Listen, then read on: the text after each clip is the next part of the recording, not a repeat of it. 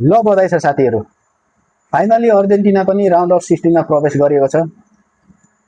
अर्जेन्टिनाले capo भर्डे विरुद्ध 3-2 को जित निकाल्दै राउन्ड अफ 16 मा प्रवेश गरेको छ।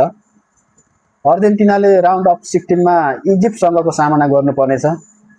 आजको म्याच जसले हेर्नुभयो सबैलाई थाहा होला, आजको खेल चाहिँ कुनै फाइनल भन्दा पनि कमी थिएन।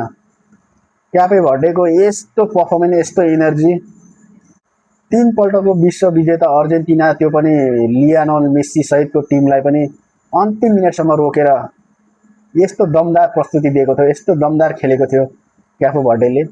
यहाँनिर अर्जेन्टिनाको भन्दा नि क्यापे भर्डेको चाहिँ तारिफ गर्नै पर्ने हुन्छ, किनभने अफ्रिकाको एउटा सानो देश जसमा कुल जनसङ्ख्या 5 लाखको हाराहारीमा बताइएको छ, त्यो पनि पहिलोपल्ट विश्वकपमा प्रवेश गरेको र विश्वको च्याम्पियनहरूसँग, वर्ल्ड क्लास प्लेयरहरूसँग चाहिँ सामना गर्दै अगाडि बढिरहेको र अन्तिम 16 को लागि र नकआउट चरणमा आइपुग्दाखेरि अर्जेन्टिनासँग सामना गर्दा पनि पक्कै पनि अर्जेन्टिनालाई पनि सजिलो थिएन।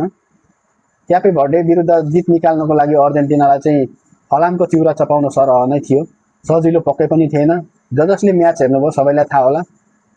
र क्यापे भर्डे हारे पनि उहाँहरूलाई चाहिँ एकदमै सलाम छ, किनभने एकदमै एनर्जेटिक म्याच थियो, मजा आयो गेम हेर्दाखेरि। र अर्जेन्टिनालाई पनि बधाई छ, राउन्ड अफ 16 मा फेरि पनि सफलताको शुभकामना। हस्त, नमस्ते।